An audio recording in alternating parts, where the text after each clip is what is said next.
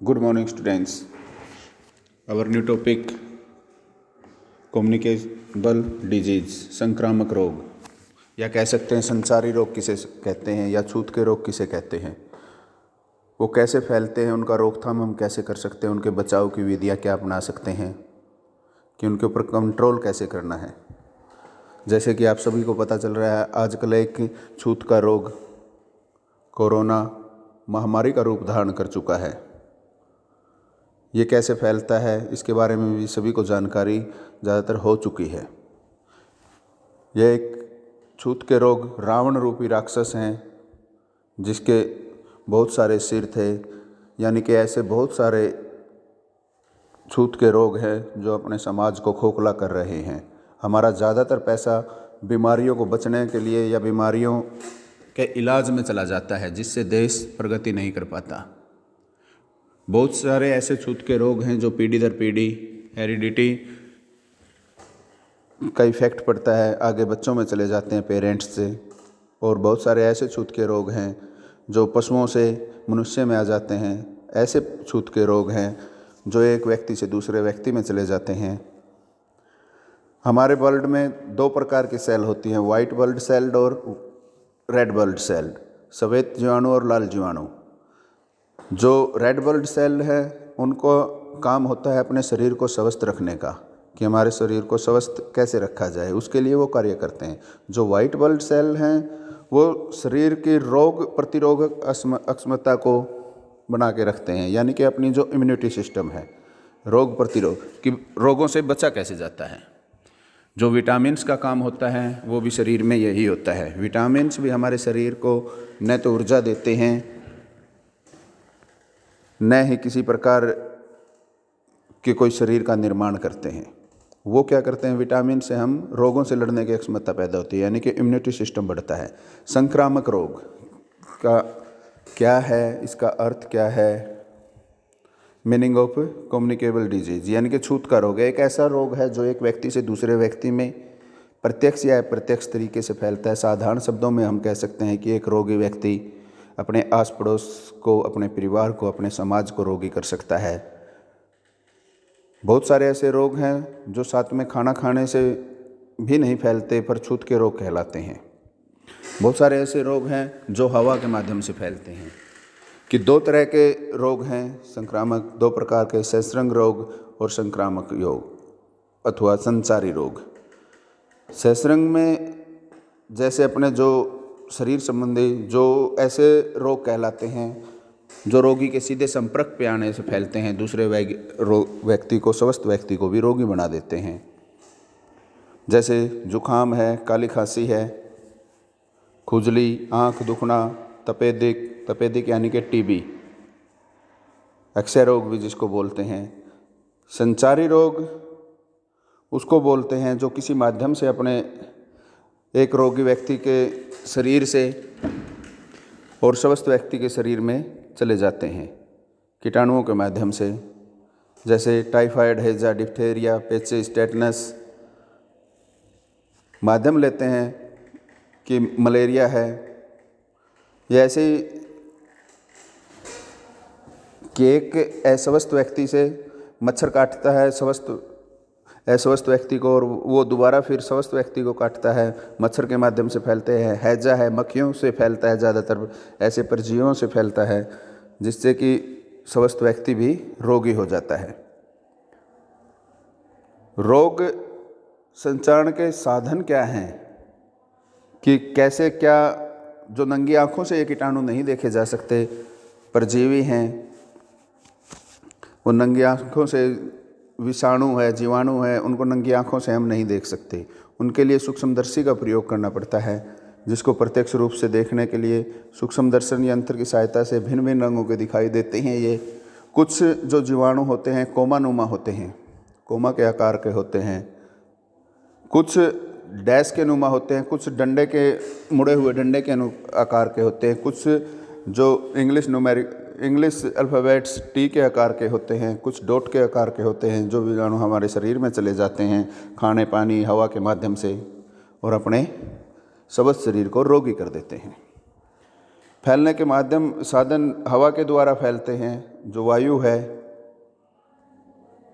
Air से, कि रोगी व्यक्ति के मुख से, नाक से, उसके बलगम से, उसके मल से ऐसे विषाणु निकलते हैं जो एक स्वस्थ व्यक्ति के शरीर में चला जाते हैं और उसको भी रोगी बना देते हैं।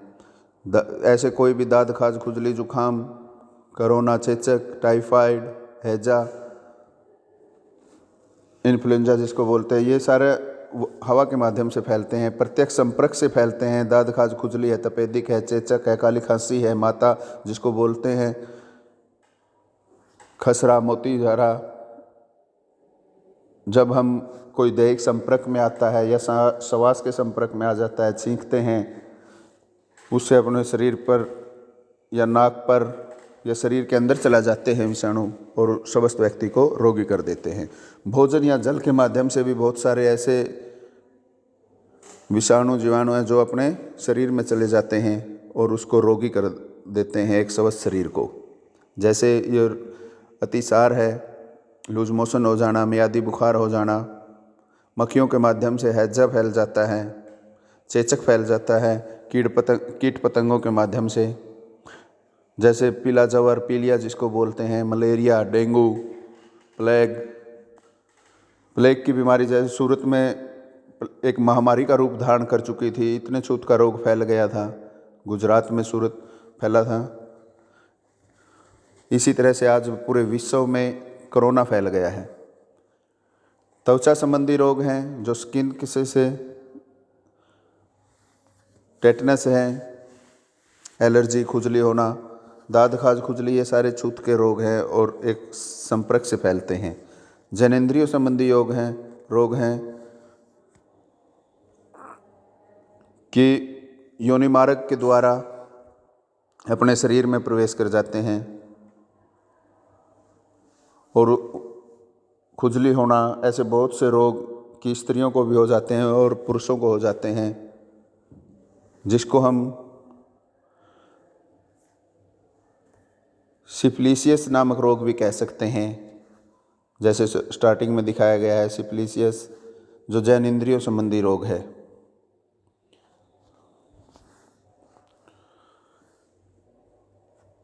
यह आगे डायग्राम में दिखाया गया है कि कैसे कैसे संपर्क से रोग फैलते हैं।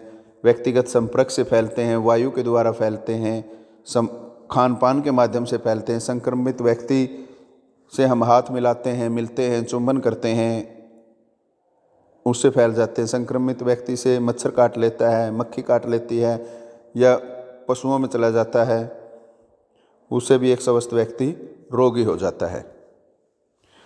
ये सभी रोग वाहक हैं जिससे हमें बचना है, उनकी सावधानियां रखनी हैं। छूत के रोग ऐसे महामारियां हैं जिसका कुछ रोगों का इलाज संभव नहीं हो पाया अभी तक। कुछ रोगों का इलाज संभव है पर उसमें बहुत ज़्यादा खर्च आता है और आर्थिक प्रताड़ना मिलती है। संक्रामक रोगों की अवस्थाएं मुख्य रूप से 3 अवस्थाएं होती हैं संक्रामक रोगों की: उद्भवन काल, आक्रमक काल और अक्षीण काल। उद्भवन काल में वो अपनी संख्याएं बढ़ाते हैं, आक्रमक काल में वो शरीर पर अटैक करते हैं यानी कि उसको रोगी कर देते हैं। इसमें ज़्यादा से ज़्यादा सर दर्द, चक्कर आना, तेज़ बुखार, खांसी, शरीर रोगी हो जाता है। हर तरह से शरीर की शक्ति खत्म हो जाती है, एनर्जी खत्म हो जाती है, काम करने लायक शरीर नहीं रहता। और अक्षीण काल, इसमें कम होना, इस अवधि में, यानी कि अक्षीण का अर्थ है कम होना। इस अवधि में व्यक्ति के रोगों के लक्षण धीरे धीरे कम होते हैं और रोग का प्रभाव कम होने लगता है, रोगी को कुछ आराम मिलता है। बचा कैसे जा सकता है संक्रामक रोगों से? बचाव के लिए हम क्या कर सकते हैं? संक्रामक रोगों में बचाव और नियंत्रण अधिकारियों को सूचित करना चाहिए, यानी कि स्वास्थ्य कर्मियों को हमें बताना चाहिए कि समाज में किस तरह के रोग फैले हैं और रोगी को अलग करना चाहिए, पृथक करना चाहिए। एक रोगी व्यक्ति को अलग रख रखाव करना चाहिए और एक स्वस्थ व्यक्ति को ये ध्यान में रखना चाहिए कि उसको स्वस्थ कैसे रह सकता है। निसंक्रमण कर देना चाहिए। जहाँ पे रोगी व्यक्ति बैठता है, उठता है, खाना खाता है, उसकी दिनचर्या पूरी करता है, उनको साफ सफाई रखनी चाहिए और वहाँ से रोग मुक्त, कीटाणु मुक्त कर देना चाहिए। स्वास्थ्यवर्धक और आरोग्यपूर्ण अभ्यास करने चाहिए, डेली एक्सरसाइज करनी चाहिए, व्यायाम करनी चाहिए, योगा करना चाहिए और स्वास्थ्यवर्धक जो टॉनिक्स हैं वो खाने चाहिए, जिससे कि वातावरण में फैली हुई जो रोग हैं उनसे बचा जा सके।